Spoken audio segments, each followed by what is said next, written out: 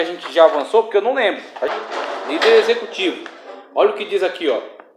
É possuidor de habilidades técnicas para dirigir e organizar os negócios técnicos e burocráticos de um governo, de uma empresa ou de uma instituição. Sua principal função diretiva é colocar especialistas e operacionais nos lugares certos em busca de resultados positivos e produtivos. Seu relacionamento com os subordinados é puramente em caráter profissional e trabalhista. Além disso, não costuma ter contato direto com pessoas de hierarquia inferior. Está sempre cercado de assessores, normalmente aduladores. Este é o tipo de líder que a igreja não precisa. Pai do Senhor, tudo bem? Então, estamos falando de liderança, e quando falamos sobre liderança, a gente vai abordar, ele vai abordar aqui no caso também, liderança de modo geral, mas lembrando-se que a matéria é liderança cristã. Então, a gente vai falar de liderança de modo geral, mas enfatizar, trazer sempre para a abordagem específica da liderança cristã. Então, quando você fala de um líder executivo, você está falando de uma pessoa que tem uma liderança profissional. Ele tem as aptidões, a competência.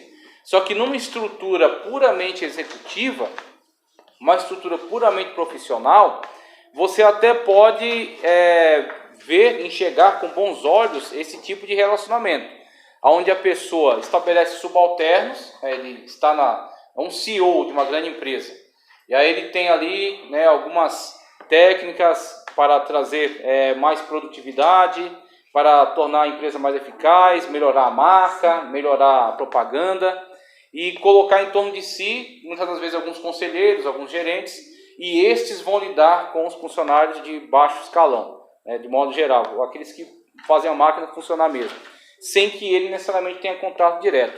Só que isso é um ambiente puramente profissional, isso é um ambiente de uma empresa, onde ali visa-se o lucro, a relação ali é de troca, mão de obra por salário. Então esse é o relacionamento nesse ambiente profissional. O problema é, muitas pessoas olham para o funcionamento desse sistema, Pai do Senhor, se veem admirados porque muitas das vezes são eficazes. Você tem grandes empresas com grandes mentes aí que de fato promovem um grande crescimento, e alguém olha para esse sistema e se apaixona por ele e quer implantar na igreja.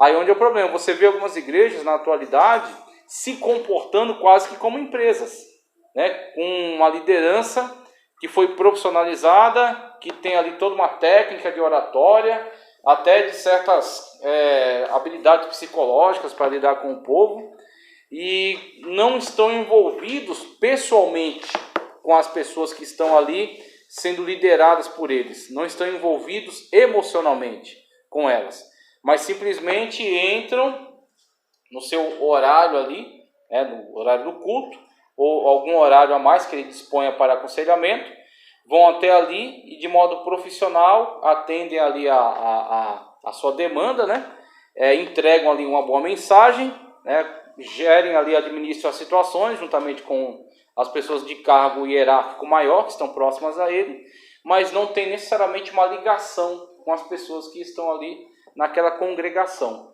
E aí quando você vê igrejas embarcando nesse tipo de funcionamento, você vê que muitas das vezes ela se preocupa muito com uma imagem externa, uma fachada que transmite a ideia de que ali tudo funciona perfeitamente. Então você tem um grupo que são os melhores para cantar, os mais afinados, você tem os pregadores que têm a melhor retórica, você tem ali algumas pessoas trabalhando na diaconia que são os mais eficientes, mas atrás daquela equipe profissionalizada existe uma grande massa de pessoas que são totalmente impessoais. Inclusive, muitas das vezes é um público rotativo, que não é fiel, não fideliza naquela igreja, mas vai ali uma vez, daqui a pouco vai em outra, aí vem outro público, ocupa o lugar, e fica aquele público rotativo. E aí como é que aquela igreja se sustenta? Entregando um bom produto, entregando uma pregação que muitas das vezes não vai confrontar tão seriamente, de uma forma tão dura, as pessoas em relação às suas práticas de pecado, mas vai também entregar uma mensagem que seja empolgante, cativante, que massageie o ego, que se torne um bom produto, um produto palatável, um produto bom de consumo. E aí o que acontece? As pessoas vão para a igreja, você pergunta para elas, por que vocês vão aí? A música é boa, o ar-condicionado é bom, a cadeira é confortável, é bonita, é num lugar bem colocado, tem bom estacionamento. Esses são motivos pelos quais a pessoa deva, de fato, estar numa igreja? Isso não parece mais um clube? Sem falar que eles falam, só tem gente bonita, né? Cheirosa. É só bonito, cheiroso e arrumado. Bem arrumado e com bastante dinheiro. Tem, é verdade. Então, tem lugares que, de fato, focaram ser assim. Tem lugares que focaram ser assim, que se voltaram para isso. E eles se profissionalizaram extraordinariamente, se tornaram, de fato, empresas. O produto ali é evangelho. Eles vendem e comercializam o evangelho.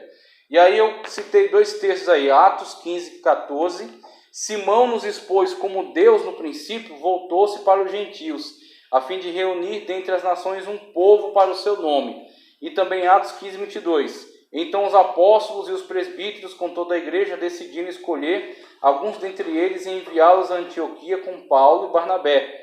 E escolheram Judas, chamado Barsabás, e Silas, dos líderes entre os irmãos. E aí você vê qual o tipo de relacionamento, onde são escolhidos as lideranças, de onde elas surgem, de onde elas vêm, de entre os irmãos. Não é à toa que a gente se trata como irmãos. Alguém pode pensar que foi um vício de linguagem que pegou e que ficou até hoje. Não, por trás da tratativa de irmãos está uma ideia que nós defendemos, de que de fato Deus é o nosso Pai e que nós todos estamos envolvidos numa comunhão, somos irmãos em Cristo Jesus, somos uma família em Cristo Jesus, tá certo? Fomos chamados para ser um povo de acordo com o nome do Senhor. O Senhor nos deu o seu nome. Nós fomos adotados por Ele, Ele nos deu o seu nome e nós agora somos irmãos, somos uma família. E a partir do conceito de que somos família, nos tratamos como irmãos em Cristo. Sendo irmãos em Cristo, nós temos um relacionamento que vai além de relações puramente profissionais, nas quais, se a pessoa não entrega o nível de produtividade que eu espero dela, eu quero mais substituí-la por outra que seja mais produtiva. Assim acontece numa empresa. Você não tem um apego a uma pessoa, de modo que a pessoa não está conseguindo trabalhar com toda eficiência, mas por eu amá-la, eu vou ajudá-la, eu vou tentar ver o que está acontecendo. Não, se a pessoa não está sendo produtiva, RH, passa lá, pega seus direitos, papelada, tchau, e já tem uma fila de 100 aqui esperando uma oportunidade. É assim que lida uma empresa. A empresa lida dessa forma com os funcionários. Agora, a igreja lida assim com os irmãos, com as pessoas que estão ligadas a ela. Então, a pessoa está tendo problemas, você vai tirá-la e vai colocar outra melhor no lugar dela? Ou, de fato, você vai agir como irmão e procurar saber o que está acontecendo e tentar ajudá-la para que ela cresça, para que ela se desenvolva. Então, a mentalidade, mesmo que a gente veja que a liderança executiva ela seja eficaz no mundo empresarial, alguma coisa dela pode ser aproveitada, mas não tudo, principalmente a ideia que está por trás dela. Não funciona para a igreja. O que funciona assim, nós temos que ter também responsabilidade. Do jeito que a pessoa tem responsabilidade na empresa, de entregar o melhor, nós temos que ter responsabilidade no reino de Deus. Também, por que você na empresa, você entrega o melhor e na igreja é o que sobra? Então nós temos que nos conscientizar disso. E que temos que entregar um bom louvor, temos que entregar uma boa pregação, temos que entregar um bom culto, né? Um bom serviço, tá certo? Na liturgia do culto, mas isso não incorpora totalmente a visão empresarial para a igreja. Pode falar. As trocas de pastores, porque os pastores não estavam servindo um bom serviço os líderes ou os CEOs? Também, viu? Também tem essa questão de estar havendo um problema, mas não é só isso. A questão, por exemplo, que cada igreja tem um governo, né? Então, isso não vale para uma igreja presbiteriana, uma batista, o governo lá é diferente. Vai a questão do voto, esse tipo de coisa. Mas na nossa é mais centralizada. Então a gente, por exemplo, a gente não escolhe o dirigente. E aí vem a liderança setorial. A líder executiva é o pastor Paulo. Exatamente, a liderança setorial que também não foi escolhida por nós, foi escolhido pelo presidente. Então o presidente colocou, né, aqueles que são como que os seus gerentes, né, nos setores, e esse pastor setorial começa a tomar conhecimento do rol de pastores que ele tem ali, e ele vai colocando, tirando, substituindo, e isso muitas das vezes para que esse pastor não fique acomodado. Por exemplo, você deixa um pastor 10 anos numa congregação, chega um ponto, um momento em que ele está, vamos dizer assim, acomodado, ele não está mais tendo novas ideias, novas estratégias, as pessoas como que se acostumaram com a forma de lidar com as coisas. Então, quando você faz essa substituição, e normalmente acontece entre 3 e 5 anos, uma substituição, né? Se a pessoa não está indo bem, e aí essa avaliação é feita, por exemplo, nos relatórios, 3 anos já substitui. Se a pessoa vai um pouco melhor, às vezes estica até 5. E tem uns que, exceções, vão até além de 5 anos. Pastores ficam 10 anos na congregação, e a gente sabe que tem. Os líderes executivos ficam 20, 30 anos. Sim, pois é. É só o gerente do líder executivo que tem essas trocas. Essas trocas, que faz essas trocas, mas... E acaba acontecendo também com a gente, porque os pastores setoriais não são trocados constantemente, né? E aí ficam mais tempo, e de fato é interessante que aconteça assim, porque quando você pensa numa pessoa que está colocada numa posição de pastor setorial, ele tem que conhecer os pastores que vão ser dirigentes das congregações. E para ele tomar esse conhecimento, leva um tempo, para ele ajustar a sintonia fina ali. Então, se você ficar trocando de 5 em 5 anos, você sempre vai ter um setor um tanto caótico. Então, é natural que ele fique mais tempo, que ele, durante o tempo, ele toma conhecimento, aí ele começa a implementar um trabalho, aí o trabalho começa a dar certo, então ele tem que ter tempo para desenvolver isso aí. Enquanto que o dirigente lida só com a sua congregação. Então, com pouco tempo, ele tem que conhecer as pessoas que estão ali, o que ele tem.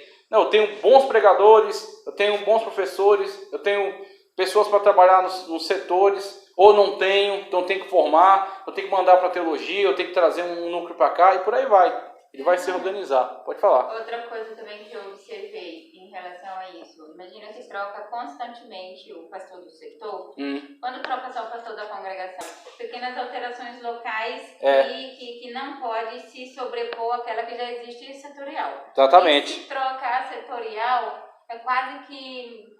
é meio que obrigatório, quase sempre acontece a mudança em todas as congregações. Exato, vai refletir. Constante, deixa um pouco tudo. Aí o setor tem 50 congregações. Você vai refletir, né, na administração de todas elas.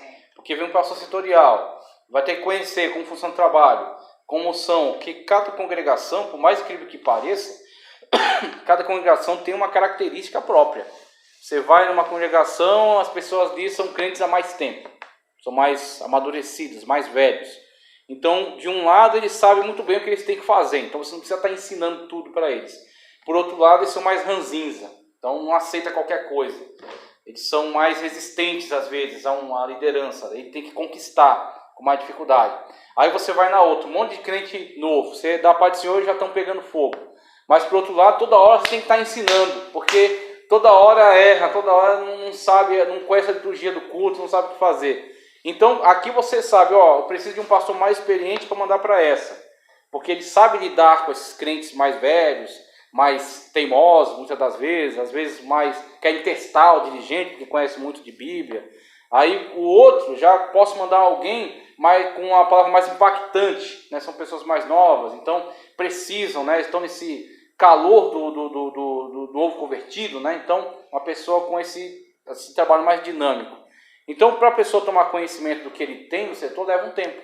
Então, não é produtivo ficar trocando toda hora setorial. Mas dirigente local, dá para ter um prazo menor. Já imaginou, a cada 2 anos troca o pastor setorial e a cada 2 anos local? Nossa! Vai flutuar demais. Exatamente. Aí começa um trabalho, não dá tempo de desenvolver. Porque quando você começa um projeto, leva um tempo para aquilo começar de fato a entrar nas engrenagens. O pastor setorial tem sua agenda de trabalho de uma forma diferente, né? Exatamente. Então, é muito diferente. O líder distributivo, ele coloca aqui, o que é? É aquele que distribui tarefas aos operadores e se ocupa de vigiá-los. Então, basicamente, só de ler isso aqui a gente já sabe. O líder distributivo, eu posso colocar também como ele pode tanto ser um líder muito maduro, tá, ok? Que tem maturidade, ou ele pode ser um líder frouxo, Ele pode tender para um dos lados. Se ele, na verdade, ele é distributivo porque ele é maduro, ele é a pessoa que conhece, né, muito bem o funcionamento do sistema, sabe analisar as pessoas, tá certo? Tem muita segurança do que está fazendo e não precisa toda hora estar aparecendo. Não precisa toda hora que o seu nome esteja em destaque. Então ele sabe que o processo, ele está assim, por trás da cortina, está controlando ali o que está acontecendo, as situações. Então ele coloca as pessoas certas nos lugares certos. Então, muitas das vezes ele não é um grande pregador, mas ele sabe que tem irmãos que pregam muito bem. Tem irmãos que pregam mensagens que são muito boas para congresso, mensagens mais impactantes. Tem outros irmãos que trazem um ensino muito profundo, são bons para os cultos de doutrina. E aí tem outros irmãos que são muito dinâmicos, que podem trabalhar na gerência das situações da igreja. Pessoas rápidas, dinâmicas, práticas, que resolvem as coisas. Aí tem pessoas que ele sabe que tem mais dificuldade, então ele sabe como lidar com elas. Então ele administra situações de modo que ele não precisa toda hora estar no centro. Ele coloca as pessoas certas nos lugares certos. Então temos aí um líder maduro. Ou, por outro lado, se, na verdade, ele é distributivo porque ele está tentando fugir da responsabilidade, ele vai toda hora se isentar e colocar alguém porque ele, na verdade, não sabe o que fazer. Então, tem pessoas também que, na verdade, chegaram até aquele cargo, eles chegaram ali pelos meios errados, tem um parente, tem um amigo, tem uma pessoa que o beneficiou, que o colocou ali em função disso, desse relacionamento. Ele chega no lugar... Então, ele queria tanto aquele cargo, mas não sabe o que fazer com ele. Não sabe como desempenhar, como desenvolver. Ele vai ter que apelar para o quê? Ele vai ter que apelar para as pessoas que sabem. É onde ele vai, né, ter que dar um pouco mais de autonomia, não porque ele esteja controlando o processo e dando espaço para as pessoas, mas porque, de fato, ele não sabe o que fazer com aquilo que ele conquistou. E aí, nessa liderança distributiva, eu cito aqui do mundo empresarial o chamado laissez-faire. O laissez-faire, que aí você vê, os elementos do grupo têm liberdade completa para tomar decisões. Isso pode ser interpretado de forma positiva ou negativa. Se a pessoa é muito segura e está controlando tudo o que está acontecendo, ele tem noção. Ele colocou uma pessoa para ensinar, só que ele sabe o que a pessoa está ensinando. Ele está controlando aquilo. Ele colocou uma pessoa para administrar, né, as doações, mas ele sabe a conta, quanto entra, quanto sai, no que está sendo investido. Então, tudo bem, ele colocou uma pessoa muito competente lá, mas ele sabe o que a pessoa está fazendo. Agora o outro, não, eu não quero, na verdade, eu não quero responsabilidade com isso. Então, quem quer fazer isso aí? Põe lá e não sabe nem o que está acontecendo. Se alguém perguntar, mas tem uma cesta básica para doar para o irmão? Ele fala, meu irmão, não sei. Pergunta para fulano. Poxa vida. Quer dizer, o que está acontecendo lá, você não sabe nem o que está acontecendo. Se estiverem pegando aquilo e levando para casa, você também não sabe. Você não tem controle. Você não sabe o que está acontecendo. Então, tem um lado positivo e tem um lado negativo dessa liderança distributiva. Qual é o lado positivo e o lado negativo? O positivo é a pessoa sabe tudo o que está acontecendo e coloca as pessoas certas nos lugares certos. E o negativo é, na verdade, a pessoa está fugindo da responsabilidade e largando a mão dos outros. Por exemplo, eu já vi pastores aqui, quando eu era tesoureiro, falar no culto. Eu não sei quanto que entra, o que sai, o que faz. Então esse lado é negativo dele. É porque ele é, vamos dizer assim, tudo bem, eu tenho um tesoureiro. Tenho o primeiro, segundo, terceiro tesoureiro. O tesoureiro pode cometer lá um grande erro. Deixou de registrar uma coisa, né? Ou então, sei lá, cometeu um erro lá na hora do cálculo, o relatório está incorreto. Mesmo que o tesoureiro tenha cometido o erro, a responsabilidade é dele. Essa é a questão. Ele é o nome dele que vai. É o dirigente fulano de tal, na igreja dele foi o que aconteceu. Então, tudo bem que ele, de fato, ele coloca a pessoa certa no lugar certo e deixa ela trabalhar. Mas ele tem que ter noção do que está sendo feito. Então, ele tem que ter a prestação de contas. A pessoa vai lá, ela que vai fazer o relatório, ela que vai contar, ela que vai levar depois, né, para a sede do setor. Mas antes disso, tem que chegar até ela. Falou, foi tanto, entrou tanto, saiu tanto, está aqui as notas, está aqui o relatório, ele toma noção, tem conhecimento, tem que passar por ele. Ele tem que ele tem que tomar parte daquilo que está acontecendo, né? Tem que saber, porque no final das contas é o nome dele que vai, né, ser o responsável por aquilo. Olha só, é o grupo que decide sobre a divisão das tarefas e escolhe os companheiros sem a participação do líder. Veja que em algumas situações é muito difícil disso acontecer na prática. Então, quando você dá muita autonomia, tudo bem que as pessoas têm que ter uma certa dose de autonomia. Mas se você dá muita autonomia, é fácil você perder o rumo das coisas. Aí depois você não pode reclamar que as coisas tomaram outro rumo. Porque se as pessoas, você pega e divide em setores. Aí você coloca líderes nos setores. Aí os líderes dos setores decidem quem vai fazer o que e o que vai ser feito. Quando chegar o resultado final, você não pode chegar neles e falar, mas eu não queria que fosse assim. Ué, mas se você não queria, por que você não dirigiu o processo? Por que você não disse como você queria que fosse feito? Uma vez que você delegou a total responsabilidade à pessoa, você não pode depois reclamar dos resultados. Você pode até não gostar do resultado e trocar a pessoa, mas o dano já foi feito. Então esse é o problema. Veja, tem que ser lidado de uma forma madura com isso, para que isso não venha acarretar maiores prejuízos. Tudo bem, você vai setorizar, você vai colocar líderes em cada setor, mas você pelo menos tem que acompanhar o que os líderes fazem, o que eles dizem, o que eles pregam, o que as pessoas estão fazendo. Ou quando delegar para facilitar essas diretrizes, né? Olha, as diretrizes do caminho muito é bom, esse, exatamente. Você faça dessa forma, Isso. o meio, a forma, mas pois o rumo é esse. Aqui, ó, o objetivo é esse, ó. Você vai lidar dessa forma com as coisas, porque a pessoa agora ela vai ter uma orientação. Então ela não pode depois reclamar que ela teve que se virar, porque ninguém explicou. Não, foi orientado. Se você fizer diferente, está diferente da orientação. Mas quando não é dada orientação, quando alguém larga na sua mão e deixa você se virar, o resultado também ela não pode reclamar, porque não teve orientação. O líder não regula nem avalia o que se passa no grupo. O líder apenas faz alguns comentários irregulares sobre a atividade do grupo, quando questionado. E coloca vantagens e desvantagens. A vantagem, maior autonomia e independência. Aumento da motivação dos subordinados. Por quê? Porque quem quer trabalhar mesmo gosta desse tipo de liderança distributiva, porque dá espaço para ela. Então, se a pessoa é muito criativa, é muito dinâmica, é muito independente, ela acaba gostando dessa liderança. Porque ela fala, ele não é chato, ele não fica no pé, ele me dá a incumbência, me dá a autoridade e deixa eu fazer.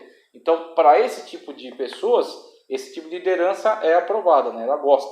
Aumento da especialização, porque a pessoa tem liberdade ali de fazer experiências, trabalhar e crescer. Agora, lado negativo, desconforto em parte dos subordinados, porque tem pessoas que de fato estão aguardando uma orientação clara, aguardando uma liderança que de fato se expresse na forma como ela quer que seja feito o trabalho. E quando isso não acontece, ela fica um tanto perdida, né? Fica um tanto desorientada. Falta de responsabilidade é óbvio, uma vez que você começa a delegar para as pessoas e entregar na mão delas e deixar que elas façam do jeito que elas acham que tem que fazer, nem todos estão no mesmo intuito, com o mesmo propósito, tá certo? Nem todos estão com o mesmo comprometimento. Então, algumas pessoas vão acabar sendo uma âncora, né? E alguns vão desenvolver muito e outros vão encontrar nisso a brecha que precisavam para fingir que estão trabalhando. Decisões inadequadas, a autoridade do líder enfraquecida, a sua imagem fica cada vez mais apagada, confusão de papéis e responsabilidades, porque, como o ditado diz, casa onde todo mundo manda, o cachorro passa sede. Então, todo mundo manda, ninguém quer dar água para o cachorro, cada um só quer fazer aquilo que é mais interessante. E aí fica um tanto confuso. Um líder educativo é aquele que, de maneira técnica e exemplar, interage com os subordinados, ensinando e aprendendo novas maneiras de executar tarefas. Ele conscientiza os subordinados da responsabilidade, das finalidades das tarefas. Por estar sempre aberto para ouvir, termina criando um vínculo afetivo entre líder e liderados. E aí você tem algumas características, inclusive depois ele vai citar que a liderança de Cristo, em alguns momentos, se mostrava bastante por esse viés da liderança educativa, porque o líder está intimamente ligado com todo o processo de desenvolvimento dos liderados. Então, por exemplo, ele está, num primeiro momento, antes de delegar, ele demonstra. Então, ele vai junto com eles, mostra o que tem que ser feito, como tem que ser feito, e aí dá oportunidade a eles fazerem, houve um feedback, né? Houve aí um retorno sobre como, por exemplo, Cristo perguntou, o que dizem os homens acerca do Filho do Homem? Ele diz que é Elias, outro diz que é Jeremias, outro diz não sei o quê. O que vós dizeis que eu sou? Tu és o Cristo, Filho do Deus vivo. Pronto, declaração de Pedro. Aí você tem uma liderança que demonstrou para eles, pegou a bacia, pegou o pano, lavou os pés e disse que é isso que eles têm que fazer. Demonstração. Ele interagiu, ele entrou junto com eles no processo. Ele demonstrou para eles como é desenvolvido todo o processo. Então temos uma liderança que de fato é uma liderança ideal. E aí eu citei aqui como exemplo até o método socrático, que ia por meio da maiêutica. A maiêutica ele vai fazendo questionamentos e a pessoa, conforme vai respondendo esses questionamentos, ela vai tentando defender as suas ideias. E aí ele faz outro questionamento em cima disso, e nesse processo de perguntas e respostas, muitas das vezes, muitas ideias falsas são destruídas, porque ele não consegue justificar, não consegue defender essas ideias até o fim. Então, nesse processo de perguntas e respostas, Sócrates ia desmontando muitos conceitos equivocados e ia, de fato, construindo uma sólida filosofia que estava centrada agora no homem, e não nos deuses ou nos elementos, mas sim centrada nas necessidades humanas. Então, Sócrates é um exemplo disso, e nós encontramos também no Senhor Jesus Cristo, quando ele assume de fato o papel de ser o exemplo máximo, né? E ele vai demonstrando para os discípulos, e ouve também os discípulos, então uma liderança muito mais ligada. Agora, claro, não é todo momento que você vai ser um líder educativo, não é em todo momento, mas em algum momento você precisa ser. Em algum momento você tem que se aproximar das pessoas e você tem que demonstrar para elas, a partir daquilo que você conhece, a partir daquilo que você tem como experiência e fundamentado na Sagrada Escritura, você tem que demonstrar para elas o que tem que ser feito, como tem que ser feito. E no momento desse você assume essa característica, você é um líder educativo. Você está junto com ela no processo de crescimento de ensino-aprendizagem. Líder transformador, que ele coloca aqui, é de caráter revolucionário, é aquele que tem habilidades para mudar a mentalidade das pessoas passivas de mudança. Ele trabalha o caráter e a habilidade técnica de seus companheiros, aproveitando os aproveitáveis e aperfeiçoando os aperfeiçoáveis. Com seu talento, ele consegue transformar indivíduos dispersos em equipe coesa. Então aqui, o líder transformador, primeiro, ele tem um ideal. Ele tem um objetivo que ele quer alcançar. Então, quando ele tem esse ideal, ele tem esse objetivo, ele vai agora incendiar as pessoas para que elas também venham a aderir a esse seu propósito. Essa é a questão do líder transformador, que ele coloca aqui como um revolucionário. E eu trouxe o exemplo de Davi, primeiro livro de Samuel, 22, 1 e 2. Davi estava numa situação difícil, ele foi para a caverna de Adulão, e a ele se reuniram muitos homens que estavam desgostosos com a sua situação no reinado de Saul, que tinham dívidas, que tinham problemas, e foram até Davi, e foram contaminados com as ideias de Davi.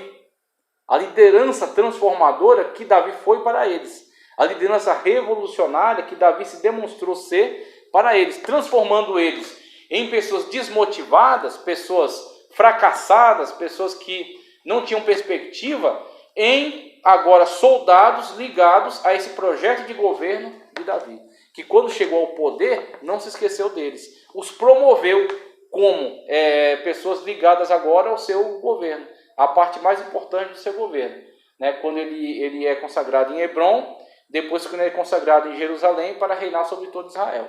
E aí você tem essas pessoas que foram transformadas a partir da ideia dessa liderança. E na verdade, esse tipo de características são as que estão mais relacionadas com a igreja. Por quê? As pessoas que estão aqui, vamos falar francamente, sinceramente, as pessoas não estão aqui por obrigação. Vocês poderiam estar em qualquer outro lugar sem que isso lhes acarretasse um prejuízo. Vocês poderiam ir para outras igrejas, ir para outros lugares. Por que vocês estão aqui? Vocês estão aqui porque vocês veem que está sendo buscado aqui algo que vocês também estão buscando. A presença de Deus, servir melhor a Deus, glorificar a Deus através da sua vida, adorar ao Senhor numa congregação, né, trabalhar para Ele numa igreja. Então você vê, ó, estão buscando a mesma coisa que eu. Então você se agrega, você junta, você de fato se liga àquelas pessoas por estar no mesmo ideal, no mesmo objetivo. E aí onde uma liderança consciente desse papel, ela vai comunicar essa ideia, vai comunicar esse propósito e vai fazer com que a pessoa compreenda, ela entenda a maneira como chegar até esse objetivo, até esse propósito. Que é aí onde entra a sua pregação. A maneira como você prega, a maneira como você comunica a palavra de Deus. Se você está incendiando as pessoas a buscarem também o mesmo, ou se você está desmotivando-as. Né? Então tem todo esse diferencial aí. Na liderança transformadora, o líder carismático, vamos colocar aqui rapidamente, a palavra carisma, como está ali, ó, dom natural, que desperta admiração, respeito ou fascinação. Qualidade de quem fascina ou atrai, despertando a simpatia das pessoas com as quais ele tem uma continuação.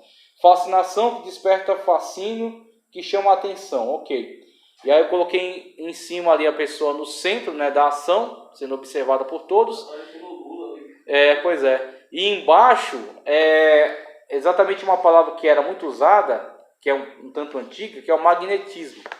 A pessoa que exerce um certo magnetismo sobre as outras. E é impressionante que, vez ou outra, você se depara com esse tipo de liderança. Pessoa que você olha para ela e pela postura, pela voz, o tom da voz, a aparência até, a pessoa também tem que trabalhar nessa questão da aparência, o encadeamento das ideias, a forma como ela expressa, como ela expõe essas ideias. Você dá um voto de confiança para ela. Você acredita nela, você fala, não, de fato, essa pessoa ela vai dar certo, ela vai crescer. Né? Eu quero crescer junto com ela. Eu confio nessa ideia dela, eu acredito na ideia dela. Então isso é carisma. Então o líder, ele não pode depender só de carisma, porque a pessoa, muitas das vezes, ela consegue, né, ser convincente, ela consegue argumentar com as pessoas e convencê-las de certas coisas, mas se ela não tem, de fato, um projeto real, e se ela não está buscando chegar até esse projeto de uma forma séria, levando a sério a sua vida e a vida dos outros, e o tempo das pessoas, se ela não está fazendo isso, se ela tem só o carisma, ela vai ficar atraindo as pessoas, mas em algum momento a pessoa vai perceber que ela não vai chegar a lugar nenhum. Ou quando tiver algum tipo de problema que precisa além do carisma para resolver, não vai se sustentar. Então, o carisma é uma parte, mas não é tudo. Você tem que ter preparo, você tem que ter um ideal que você está buscando, você tem que ter comprometimento com o que está fazendo, você tem que ter responsabilidade com as pessoas, porque só o carisma não basta. Senão você atrai as pessoas para si, para quando elas chegarem perto de você, elas veem que você é um blefe. Elas veem que você, na verdade, é uma enganação. Ele tem toda essa pompa aí de líder, de liderança, que vai levar todo mundo para frente, mas na verdade é pura enrolação, é só discurso. É aí que você desperdiça. Por causa do salário, então, preparação não tem nenhuma. Sim, exatamente. Que é aí onde ela pode até conquistar, e ela tem que tomar muito cuidado com isso. Que às vezes as pessoas, um joguete que acontece, algumas lideranças, elas querem atrair certas pessoas por causa de certas vantagens. A pessoa tem dinheiro, que eu quero manter ela perto de mim. Aí o que eu faço? Eu coloco ela num cargo para mantê-la aqui. Ela está comprometida com esse cargo, ela não vai sair. Só que o que acontece? Será que essa pessoa que foi colocada ali tem condições de atender às demandas do cargo? E aí, se ela não tem, as cobranças vão vir. Porque mesmo que você goste da pessoa e você ache ela muito legal, quando chega a hora de resolver os problemas, você quer que os problemas sejam resolvidos. Então, fulano tem que pregar. Mas não, vai você, vai o outro, vai não sei quem. Não, é você. Tem que pregar, tem que entregar uma mensagem. Não, é uma palestra, você tem que apresentar esse estudo aqui, esse conhecimento. Não, você tem que representar uma pessoa lá no interior de São Paulo. Não, é você mesmo, você que tem essa incumbência. Não, manda fulano, manda ciclano. Não. Aí você começa a perceber, alguma coisa está colocando ele aí sem ser a competência. Então o que é? E é onde vai. Quando você começa a perceber esse tipo de ação, tanto aquela pessoa vai ficar desacreditada, quanto aquele que o colocou ali. Aí todo o sistema cai por terra, todo o sistema acaba desacreditado. Então é muito arriscado você ser a pessoa que ocupa um lugar sem ter a condição, para estar ali, quanto você ser aquele que coloca a pessoa para ocupar aquele cargo sem aquela pessoa ter, de fato, preparo para ele. Então, tudo isso aí compromete o sistema. Se não houver uma responsabilidade com isso, você está destruindo todo esse projeto, toda essa obra, né? Que poderia... E um bom líder sempre é odiado, né? Por alguns ele vai ser, não tem jeito, ele não vai agradar todo mundo, porque se ele agradar todo mundo, é sinal de que em algum momento ele não está sendo verdadeiro. Então, para ele ser verdadeiro, ele vai ter que corrigir aqueles que estão numa ação errada, aqueles que não têm responsabilidade, aqueles que não estão comprometidos, ele vai ter que corrigir. Então ele não vai ser amado por elas, ele vai ser criticado, não vai gostar. Mas se ele estiver fazendo aquilo com as motivações certas e em prol da verdade, as pessoas que estão na mesma motivação que ele serão seus apoiadores. Aí quem você quer como seu apoiador? Aquele que está buscando o mesmo propósito que você, ou aquele que é seu amigo? Ou aquele que você está esperando alguma vantagem dele? Aí você vê qual tipo de relação você vai estabelecer. Pela verdade ou pelas vantagens? Então, a pessoa vai ter que tomar essa decisão. Agora, eu acho assim que também depende dos liderados, né? Por isso que eu acho que um bom líder tem sempre que desenvolver as pessoas. Porque se você é um bom líder e por precisar ser bom, você não agradar a muitos, se você desenvolve as pessoas, mesmo estas que podem não gostar muito do seu tipo de liderança, se forem pessoas competentes, vai reconhecer a sua competência. Muito bom, muito bom, muito bom. Aí onde está? Eu posso até não gostar, né? Mas eu reconheço que ele é responsável. Não, é que eu não bati muito com ele, o santo não bateu muito. Mas eu não tenho como dizer que ele não é um bom líder. Que ele... Jesus, exatamente. Jesus, mas acreditava nele. Exatamente. Aí não tinha como dizer que ele não era um homem de Deus. Então, como o próprio fariseu, né, o Nicodemo dizia, né, só uma pessoa que veio da parte de Deus pode fazer os milagres que o Senhor fez, mas não queria se encontrar com ele de dia, teve que se encontrar com ele de madrugada para os outros não ver. Então você vê.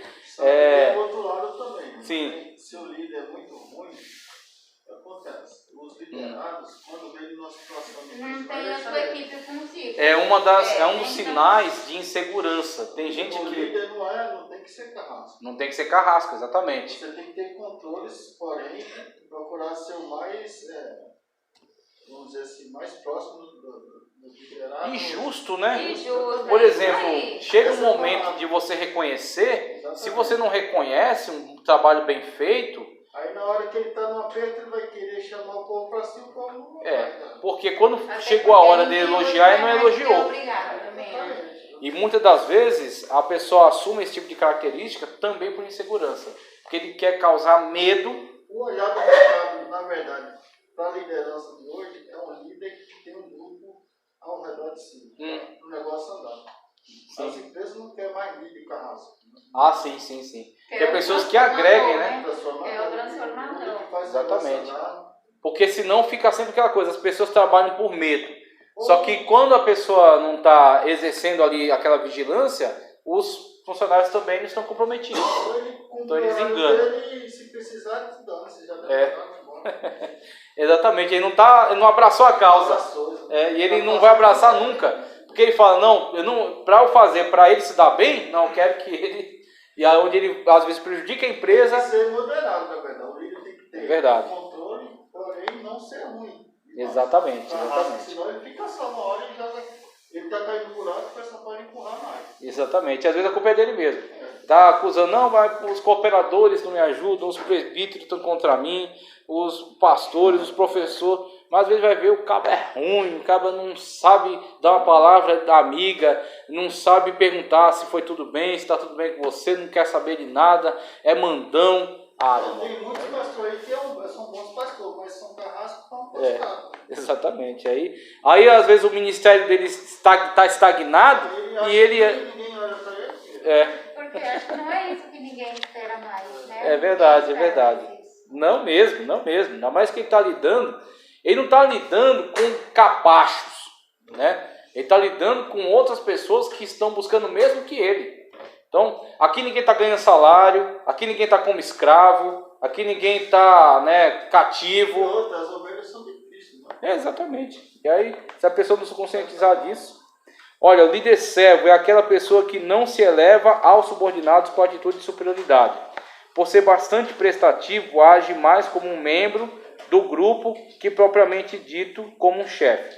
Antes de pensar no bem-estar da organização, ele pensa no bem-estar de seus companheiros, pois sabe que o êxito da organização depende diretamente do desempenho da equipe. Ó, muito cuidado com isso aqui. Ó. Muito cuidado com isso aqui. Você tem que entender em que momento que pode ser vivenciado o líder servo. Então veja só, os textos que eu cito. Ó. Vocês me chamam mestre e senhor, e com razão, pois eu sou. Pois bem, se eu, sendo senhor e mestre de vocês, lavei-lhe os pés, vocês também devem lavar os pés uns dos outros. Eu lhes dei o exemplo para que vocês façam como eu fiz. Evangelho de João 13, 13 ao 15. Eu também cito, ó, Jesus disse, os reis das nações dominam sobre elas, os que exercem autoridade sobre elas são chamados benfeitores, mas vocês não serão assim. Pelo contrário, o maior entre vocês deverá ser o mais jovem, ou menor, e aquele que governa como que serve. Pois quem é o maior, quem é o maior, que está à mesa ou que serve? Não é o que está à mesa, mas eu estou entre vocês como quem serve. Lucas 22, 25 ao 27. Jesus Cristo, ele demonstrou de uma forma brilhante o líder servo, tá certo? Então ele veio desempenhar essa função de servo do Senhor. Agora, quando ele exerce essa função, quando ele demonstra o líder servo, era inegável na cabeça de todos os apóstolos, os discípulos que foram chamados por ele, de que ele era o Senhor, de que ele era o mestre. Okay? Então, era completamente pacífico esse entendimento, de que ele é o mestre e Senhor. Então, quando você, muitas das vezes, e aí você entra pessoas que são muito, a palavra estava na minha cabeça aqui, modesto, a modéstia, né? Pessoas muito modestas, só pregou, falou, não, que é isso, não prego nada, só lidera, que é uma maravilha, não, que é isso, eu não sei de nada, eu não sou ninguém, eu não sou nada, não valho nada. Quando a pessoa começa a assumir esse tipo de atitude, na cabeça dela, muitas das vezes, pode parecer que ela está comunicando a mensagem do líder servo, do humildezinho, a pessoa que nunca se exalta. Só que muitas das vezes, em vez de ele estar comunicando essa mensagem, ele está comunicando uma mensagem confusa, tá certo? E uma mensagem de, vamos dizer assim, uma mensagem dúbia, hipócrita, exatamente. Então a pessoa ouve isso e essa mensagem não corresponde à realidade. Eu falo, o que ele está querendo dizer com isso? Ele prega assim, ele sabe que prega. E por que ele está dizendo que não prega? Aí fica aquela coisa, em vez de você construir a imagem do líder servo, você construi a imagem do hipócrita, né, que na verdade não assume aquilo que você é, não se posiciona de forma correta naquilo que você tem exercido. Então tem que tomar muito cuidado para não comunicar a mensagem errada. O líder servo que Jesus demonstrou é aquele que não se deixa levar pela arrogância de achar que é melhor que os outros e que está num pedestal e que está acima dos outros. Então um líder, por exemplo, alguém de vocês já teve um exemplo desse, já passou por uma situação dessa, onde um líder ele faz o que precisa ser feito. Se for preciso, ele lava o banheiro. Se for preciso, ele recepciona na porta. Qual o problema? Aí ele está demonstrando que ele não é um alienígena que não pode encostar no chão. Ele é uma pessoa que está ali pelo bem da obra de Deus. Qual é o objetivo dele? O bem máximo da obra de Deus. Se para a obra de Deus funcionar, ele precisa descer do púlpito e recolher as ofertas, ele recolhe. Se para a obra de Deus funcionar, ele precisa fazer uma visita, ele faz. Então, ele não tem essa frescura de dizer, não, eu não posso fazer isso porque eu sou pastor, porque eu tenho uma formação alta, porque eu tenho muito dinheiro, porque eu tenho muita inteligência. Não, ele está ali como um servo dentre servos. Então, um servo servindo como pastor, outro servo servindo como diácono, outro servo servindo como presidente da CGADB, e por aí vai. Mas todos servos. E só um Senhor, só um mestre que é Cristo. E aí quando você, primeiro, você entende isso e você acredita nisso. E depois, quando você vive, está demonstrado o líder servo. está demonstrado o líder que de fato ele está aí para fazer funcionar. Ele está aí para de fato trazer aquilo que a igreja precisa. Então se a igreja precisa, ele está ali para cobrir a brecha. Ok? Agora, isso tem que ser vivenciado com todo cuidado, porque senão a mensagem comunicada é uma mensagem dúbia. É uma mensagem mais de hipócrita do que de líder servo, né? De líder humilde. Agora veja, liderança, um dom ou algo que precisa ser aprendido? Essa pergunta é uma das... esta é uma pergunta que as pessoas sempre fazem em palestras sobre liderança.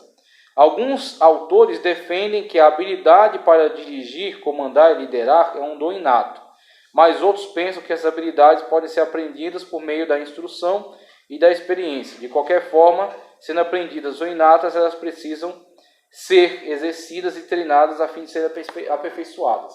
E aí você tem esse grande questionamento. É inato? O que é inato? Que nasce naturalmente com a pessoa, que está dentro dela. É inato ou é aprendido? É os dois. É os dois. Exatamente. E não que necessariamente, eu acho que para algumas coisas não adianta nem tentar, a pessoa não vai desenvolver. Sim. Aí o que acontece? Onde que é inato? Quando as pessoas têm alguns traços de personalidade que favorecem. Então, por exemplo, você tem alguns traços de personalidade que naturalmente te ajudam, te favorecem no exercício da liderança. Como tem ali aquele quadro ali. Ele apresenta ali, em linhas gerais, claro que a psicologia moderna não vai concordar muito bem com essas características, mas em linhas gerais é a melhor definição sobre as características de personalidade. Você tem o sanguíneo, você tem o colérico, o melancólico e o fleumático. Então, você tem esses 4 traços de personalidade muito mais gerais, né? No sanguíneo, você tem a pessoa que é comunicativa, destacada, entusiasta, afável, simpático, bom companheiro, compreensivo e crédulo. É um sanguíneo. No colérico, você tem alguém que é enérgico, resoluto, independente, otimista, prático, eficiente, decidido, líder. Ele coloca já como líder diretamente. E audacioso. No melancólico, você tem alguém habilidoso, minucioso, sensível, perfeccionista, esteta, no caso, deve ser alguém que gosta muito de estética, né? Idealista, leal e dedicado. No fleumático, você tem características positivas que eu estou lendo apenas. Veja só. Calmo, tranquilo, cumpridor, eficiente, conservador, prático, líder, também coloca, né, como líder, agora um outro tipo de liderança, diplomata e bem-humorado. Então, com esses traços gerais de personalidade, alguns deles vão ser favoráveis. Então, por exemplo, um colérico ou um fleumático, no colérico você tem um líder, como ele coloca ali também, mais audacioso. O líder que tem mais coragem, ousadia de inovar, de arriscar, tá certo? De colocar um projeto audacioso, um projeto ganancioso, né, para conseguir grandes conquistas. Um líder colérico, uma pessoa que tem esse traço de personalidade. Num fleumático, você tem uma pessoa que talvez não seja tão corajosa e audaciosa, mas uma pessoa que é mais diplomática, que sabe negociar com as situações, sabe apaziguar, sabe tirar as diferenças, né? Sabe fazer o grupo trabalhar de forma coesa, né? Em conjunto. Então, esses traços de personalidade são inatos e favorecem. Agora, só por si, eles não qualificam uma pessoa para ser um líder. Eles não são o total da qualificação. Eles são apenas uma vocação. Por exemplo, você pega uma vocação. A pessoa tem vocação para a área médica, que é uma vocação. Ele não tem nojo, tá certo? Das questões biológicas, não tem medo de ver sangue, né? Se importa com as pessoas, né? Tem empatia, quer de fato ajudá-las. Ele tem uma vocação. Só que ele tem uma vocação não significa que amanhã você vai dar um bisturi na mão dele e mandar ele fazer uma cirurgia. Ele tem a vocação, mas o que ele vai fazer com essa vocação? A vocação é o primeiro impulso. É uma chama que está dentro dele, que vai impulsioná-lo a uma ação. O que ele precisa? Passar por toda uma preparação, todo um preparo, uma faculdade. Então, ele tem a vocação, já tem o primeiro impulso. tem um desejo por isso. Agora, para ele poder chegar a de fato exercer aquilo que a sua vocação o direciona, existe o preparo. Existe todo o preparo. Então, o que tem a vocação precisa de preparo e vai ser um excelente líder. O que não tem vocação por isso, pode, por necessidade, também ser um líder. Também exercer uma liderança. Talvez ele não vai chegar ao mesmo nível de qualificação, ao mesmo nível de sucesso do que aqueles que têm uma vocação inata. Mas ele pode atender muitas das vezes uma necessidade. O cara é sanguíneo, né, como é colocado aí. Ele é comunicativo, destacado, né, entusiasta, afável. Então, talvez, por ele ser comunicativo, ele falar demais, se expressar demais, e a Bíblia diz, aquele que fala muito tem que pedir muitas desculpas. Né? Então a pessoa acaba falando muito, passa da medida. Mas ele pode buscar se controlar, desde que ele se conheça. Então ele sabe, olha, eu sei que eu sou muito espontâneo, eu sou sanguíneo, eu gosto de me expressar demais, eu tiro muita brincadeira, o que eu vou fazer? De 10 brincadeiras que eu iria tirar, eu só vou tirar 5. Porque eu sei que as outras 5 vão me prejudicar. Então o que ele faz? Ele conhece o seu ponto fraco e se controla. Para quê? Para que ele possa exercer de fato uma liderança efetiva, uma liderança eficiente, algo que vem de fato trazer glória para o nome de Deus. Ele é melancólico já coloca aí, o cara é minucioso, uma pessoa minuciosa, inclusive é um tipo de personalidade muito ligado aos filósofos. Então alguém muito reflexivo, pensa muito, analisa muito minucioso, muito perfeccionista, tá certo? Quer as coisas perfeitas. Então ele não está preocupado com demanda, com tempo, entregar as coisas rápido, tomar decisões rápidas. Ele quer a decisão perfeita. Então ele vai para o gabinete pastoral, aí vai pensar, vai meditar. A opção A, a opção B, a opção C, a opção D, chama outra pessoa, discute, põe um debate, põe isso, põe aquilo. E o negócio já foi. A decisão já tinha que ter sido tomada, já tinha que ter sido resolvido. Então, claro, o melancólico, ele vai ter uma dificuldade em exercer uma liderança, muitas das vezes, em situações em que a decisão tem que ser rápida. O problema está acontecendo, está pegando fogo, tem que apagar. E é o melancólico pensando qual é a melhor maneira de apagar um fogo, vai pesquisar no Google e tal. Então, o que acontece numa situação dessa? Óbvio que ele, conhecendo o seu defeito, ele tem que se policiar. Ele tem que remediar esse defeito. Fala, não, eu tenho que apressar um pouco mais isso aqui. Eu tenho que tomar uma decisão que talvez não seja a melhor, mas é uma decisão que atenda à necessidade. E aí trazer para perto de si alguém que seja mais dinâmico, para poder lhe ajudar nesse defeito. E assim as pessoas se conhecendo, elas podem policiar os seus defeitos e adquirir aptidões, qualidades, né, que vão melhorar a forma como ela lida com as situações. Agora, claro, existe algumas características que são mais favoráveis e outras que, infelizmente, não são tão favoráveis, mas todos podem, em algum momento, exercer uma liderança. Tá, ok? Desde que se conheçam e se policiem. Capacidade para liderar, ele fala aqui, ó. Que olha só. Ih, é 9. Então vamos para o intervalo.